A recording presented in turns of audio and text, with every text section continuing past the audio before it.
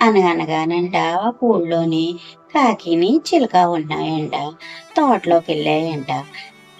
కాకేమో పచ్చి జాంకాయ దొరికిందంట. చిలకకేమో పండు జాంకాయ దొరికిందంట. గూట్లో పెట్టుకుని పడుకున్నాయంట. పొద్దున్నేమో లేచి కాకి డొల్లు మొహం కడిగేసుకుని చిలక పండు జాంకాయ తీసేసుకుందంట. చిలకేమో శుభ్రంగా పళ్ళు తోముకుని వచ్చి చూస్తే పచ్చి జాంకాయ ఉందంట. అప్పుడు చిలక కూర్చుని కాకి నా పండు జాంకాయ దొబ్బేసింది అని ఏడుస్తుంటే పార్వతీ పరమేశ్వర్లు వచ్చి ఏడకు, నువ్వు చిన్న గొయ్యి తీయి, నీకు చిన్న బంగారం దొరుకుద్ది, పెద్ద గొయ్యి తీయి, పెద్ద బంగారం దొరుకుద్ది అని చెప్పారంట. అప్పుడు చిలక చిన్న గొయ్యి తీసిందంట. చిన్న బంగారం దొరికిందంట. పెద్ద గొయ్యి తీసిందంట. పెద్ద బంగారం దొరికిందంట. అది చూసి కాకి కూడాను కావాలని కూర్చుని అని ఏడుస్తుందంట.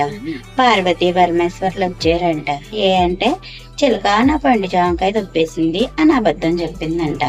పార్వతీ పరమేశ్వర్లు సరే నువ్వు చిన్న గొయ్యి తీయి, పెద్ద గొయ్యి తీయి అని చెప్పి వెళ్ళిపోయారంట. అప్పుడు కాకి చిన్న గొయ్యి తీసిందంట. చిన్న తెలు కుట్టిందంట. పెద్ద గొయ్యి తీసిందంట.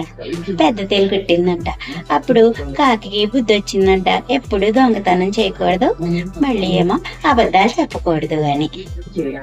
మాస్టర్ అంతేంది, అయిపోయిందండి. ఇంకో కథ చెప్పనండి. ఏ కథ చెప్పను, ఇది చెప్పమంటారు. మొన్న పులి మేక కథ చెప్పాను, చెప్పనా? అది చెప్తానే. సరే అయితే అనగానగానంటారు